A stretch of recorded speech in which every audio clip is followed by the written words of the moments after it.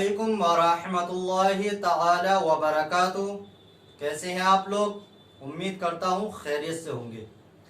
तो आइए आज फिर मैं आपके सामने दो सवाल लेकर हाजिर हुआ हूँ। तो आइए मैं सबसे पहले सवाल नंबर 1 पर रोशनी डालता हूँ। और सवाल क्या है सुने। सवाल नंबर 1, बगैर इज़्न निकाह पढ़ाना कैसा है? तो इसका जवाब यह है कि सूरत मौसूला में अगर लड़की नाबालिग है तो वली की इजाज़त से निकाह मुनअक्किद हो जाएगा। मगर लड़की बालिग है तो बालिग लड़की की इजाज़त के बगैर निकाह नहीं होगा, नहीं हो सकता। अगर वली ने बगैर इजाज़त के लड़की के निकाह पढ़वा दिया तो निकाह फजूल होगा, और फजूल निकाह इजाज़त पर मौकूफ रहता है। यानी लड़की चाहे तो बाकी रखे, ना चाहे तो रद्द कर दे। तो बिरादरानी मिल्लत इस्लामिया, इस बात से ये पता चलता है कि लड़की की बालिग लड़की की इजाज़त के बगैर वालिदैन उसकी शादी नहीं कर सकते, उसका निकाह नहीं पढ़वा सकते। अगर पढ़वा दिया तो लड़की की इजाज़त के मुताबिक होगा। अगर लड़की इजाज़त दे दे तो निकाह हो जाएगा, और अगर उसने इनकार कर दिया तो निकाह नहीं होगा। और आइए फतावा अमजदिया जिल्द नंबर 2 सफ़ा नंबर 3 पर है, बालिगा पर विलायत अजबार अहबाब नहीं, बगैर उसकी इजाज़त के निकाह कर दे तो इजाज़त पर मौकूफ रहेगा।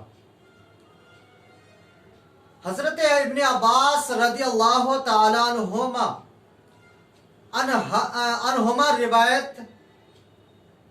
अनहुमा से रिवायत है कि एक नौजवान लड़की हुजूर नबी अकरम सल्लल्लाहु ताला अलैहि वसल्लम की खिदमत में हाजिर हुई और अर्ज की कि उसके बाप ने निकाह कर दिया और वो उस निकाह से राजी नहीं है, वो उसको पसंद नहीं है, वो उस निकाह को पसंद नहीं करती।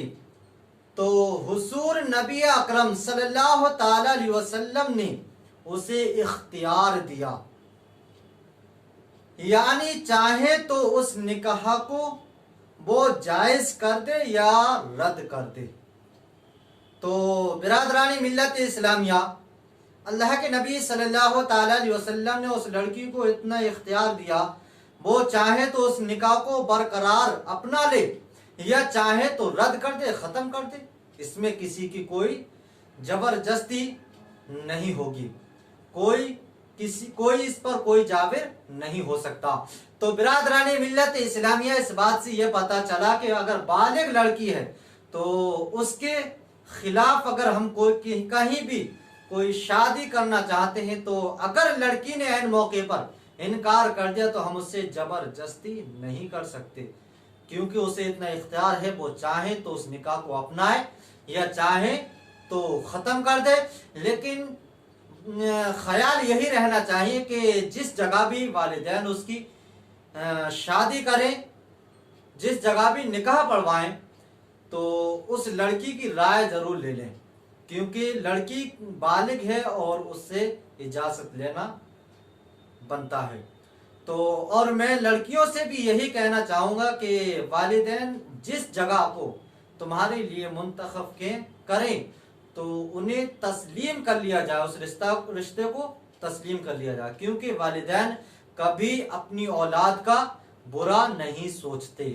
हर वक्त वालिदैन अपनी औलाद के लिए अच्छा और भला ही सोचते हैं। तो आइए सवाल नंबर 2 पर रोशनी डाल देते हैं। और सवाल नंबर 2 ये है, क्या इमाम निकाह की रकम ले सकता है? तो जवाब, निकाह पढ़ाने वाला निकाह पढ़ाने की उजरत ले सकता है, उसी का हक है, ख्वाह इमाम हो या मुदर्रिस हो। جیسا کہ فقہ اعظم ہند حضور صدر الشریعہ علامہ مفتی محمد امجد علیہ رحمت و رضوان تحریر فرماتے ہیں کہ نکاح خوانی لینا جائز ہے۔ فتاوی امجدیہ جلد نمبر 4 صفحہ نمبر 266 پر ہے۔ ہاں ضد نہ کرے، بلکہ مسلمانوں کو چاہیے کہ نکاح خوانی کی اجرت زیادہ ہی دیں۔ مشاہدہ ہے کہ اکثر شادیوں میں یہ معاملہ ختم ہو جاتا ہے جھگڑا صرف نکاح خوانی کی اجرت پر رہتا ہے۔ یہ معاملہ ختم ہی نہیں ہوتا ہے، ہم اپنی اولاد کی شادیوں میں نہ جانے کتنے فضول خرچ کرتے ہیں اور دیگر محافلوں میں روپیوں کو اڑاتے ہیں، مگر وہاں ہم کوئی ایسا سوال نہیں کرتے کہ حضرت کہ یہ فضول خرچی ہے، یہ زیادہ ہے یا ہم غریب ہیں۔ وہاں کوئی ایسا سوال نہیں ہوتا۔ اگر مسلمان کہیں غریب بنتا ہے تو وہ ایک نکاح خوانی کی اجرت دینے پر غریب بنتا ہے، ایک مہر کی رقم منتخب کرنے پر غریب بنتا ہے، یا پھر نکاح پڑھانے والے کی اجرت دینے پر غریب بنتا ہے۔ تو وہاں جا کر اتنا غریب ہو جاتا ہے کہ اس کے حالات کو دیکھتے ہوئے ایسے لگتا ہے کہ یہ واقعی غریب ہوگا، لیکن حالانکہ اور فضول خرچیوں میں اس نے کوئی اپنا غریب پنا نہیں دکھایا، کیونکہ وہاں تو ایسا خرچ کیا کہ کتنا بڑا رئیس ہے یہ۔ لیکن برادران ملت اسلامیہ، میں آپ سے یہی کہوں گا کہ یہ مہر ہوتا ہے یا نکاح خوانی کی اجرت ہوتی ہے، تو ان چیزوں پر غریب نہیں بننا چاہیے، بلکہ اور فضول خرچیوں میں ہاتھ کھینچ کر کام چلا لیا جائے، تو اس سے بہتر کوئی اور طریقہ نہیں ہو سکتا۔ لیکن یہاں آ کر غریب بن جاتے ہیں، اور پھر سوال آخر میں یہی ہوتا ہے کہ حضرت یہ کہاں اور کون سی کتاب میں لکھا ہوا ہے؟ تو میرے بھائیوں، یہ لوگ صرف سوال کرتے ہیں، اور سوال ایسا کرتے ہیں کہ انہیں اگر بتا دیا جائے تو اس پر ماننے کو بھی تیار نہیں ہوتے۔ تو میں آپ سے یہی کہوں گا کہ جو جس حیثیت کا ہے اس سے اتنی ہی اجرت لی جائے، کسی کو ناجائز نہ ستایا جائے۔ فقط والسلام ورحمۃ اللہ تعالی وبرکاتہ۔